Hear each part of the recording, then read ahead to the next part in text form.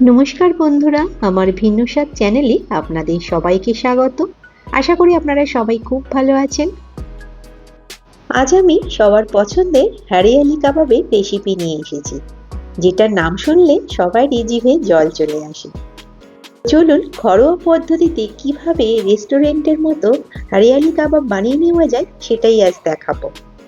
খুব সহজ পদ্ধতি অবলম্বন করে কিভাবে গ্যাসের ওভেনে কাবাব বানিয়ে নেওয়া যায় সেটি আর শেয়ার করি। চলুন দেখে নিই।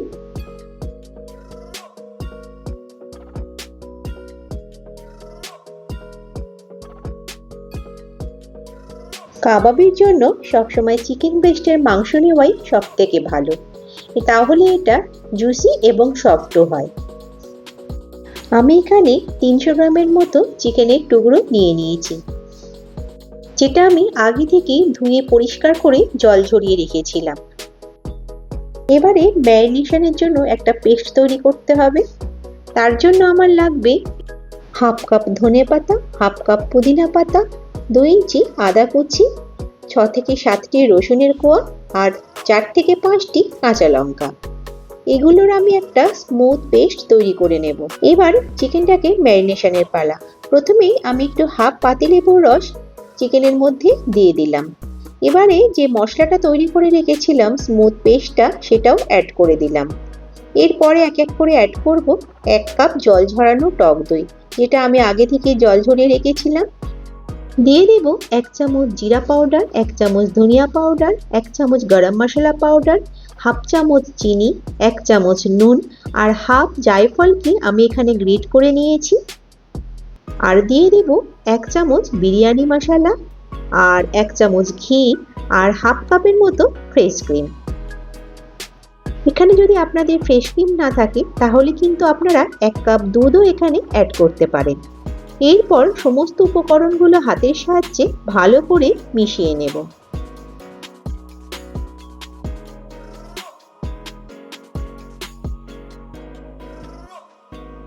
হাতের সাহায্যে ভালো করে মিশিয়ে নিতে হবে, যাতে প্রতিটা উপাদান যেন মাংসের গায়ে ভালোভাবে লেগে যায়।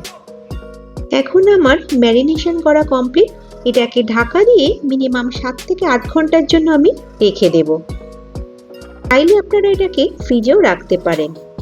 এবারে 7 থেকে 8 ঘন্টা পর কাবাবগুলোকে অ্যাসেম্বল করার জন্য আমি এখানে কিছু উপকরণ নিয়েছি একটি কিউব করে কাটা ক্যাপসিকাম, একটি কিউব করে কাটা টমেটো আর 2টো পেঁয়াজ,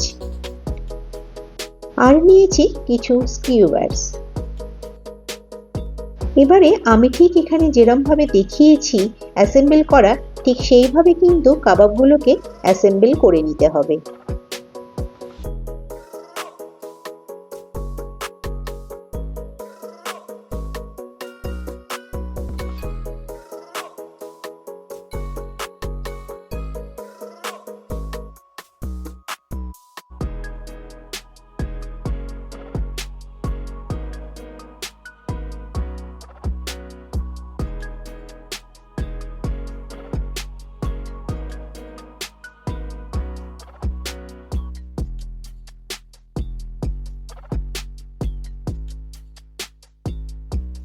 এইভাবে আমি একটা একটা করে কাবাবগুলো সমস্তটাই রেডি করে নেব।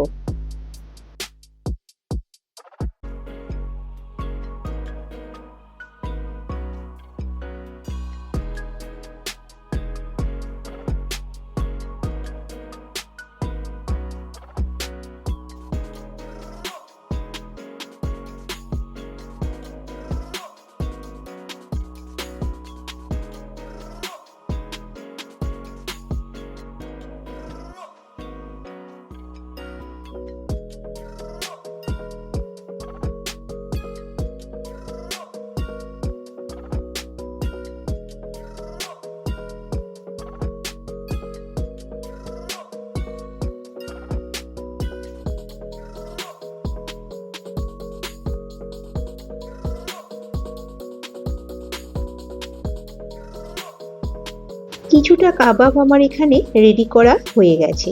এবার আমি এগুলোকে ফ্রাই করে নেব। দেখুন, দেখতে কিন্তু বেশ সুন্দর লাগছে।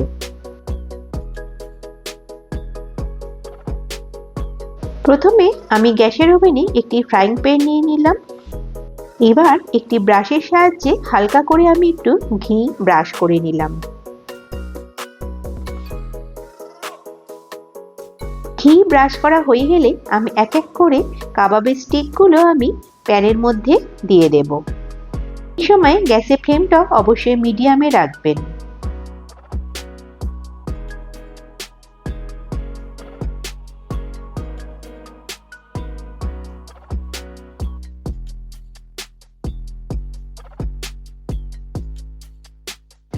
কাবাবগুলো প্যানে দেবার 2 থেকে 3 মিনিট পর আমি 5 মিনিটের জন্য কাবাবগুলোকে কভার করে দেব।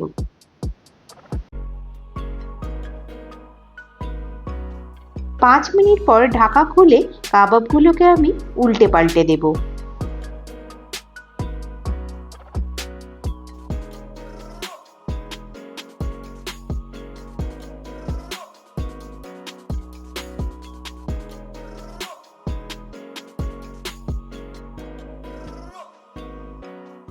প্রতিটা কাবাবের স্টিক উল্টে পাল্টে দেবার পরে আবারও 5 মিনিটের জন্য ঢাকা দিয়ে কাবাবগুলোকে ভালো করে সিদ্ধ হতে দেব। এরপরে ঢাকা খুলে আবার একবার ঘি ব্রাশ করে দেব। এর ফলে কাবাবগুলো খুব জুসি এবং সফট হবে। এই সময় গ্যাসের ফ্লেমটা কিন্তু কখনোই লোতে হতে দেবেন না, তাহলে কিন্তু চিকেন থেকে প্রচুর জল ছেড়ে দেবে, তার ফলে কাবাবের টেস্ট কিন্তু খারাপ হয়ে যাবে।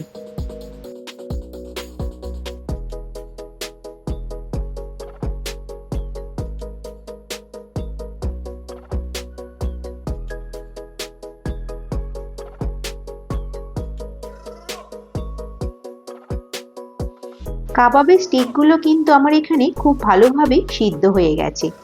এবারে আমি কাবাবগুলোকে নিয়ে একটি রোস্টিং নেটের ওপর নিয়ে নেব এবং গ্যাসের ওভেনে ডিরেক্ট আগুনের ওপরে ভালোভাবে কিন্তু রোস্ট করে নেব। এইভাবে রোস্ট করে নিলে কাবাবগুলো কিন্তু একদম স্মোকি ফ্লেভারের হয়ে যাবে। গ্যাসের ফ্লেমটা কম করে দিয়ে কাবাবগুলোকে কিন্তু আস্তে আস্তে ঘুরিয়ে ফিরিয়ে রোস্ট করে নিতে হবে। এই রোস্ট করার সময় মাঝে মাঝে কিন্তু আপনারা একটু ঘিও ব্রাশ করে নিতে পারেন। ঠিক এইভাবে ঘুরিয়ে ফিরিয়ে কিন্তু আগুনের মধ্যে রোস্ট করে নিতে হবে। তাহলে কাবাব এখানে কিন্তু আমার একদম রেডি হয়ে গেছে গরম গরম গ্রিন চাটনির সাথে সার্ভ করার জন্য। আপনারা অবশ্যই আমাকে জানাবেন আমার করা এই কাবাবের রেসিপিটি আপনাদের কেমন লাগলো। কাবাব যেমন একদিকে হেলদিও, তেমন কিন্তু এটি সুস্বাদুও।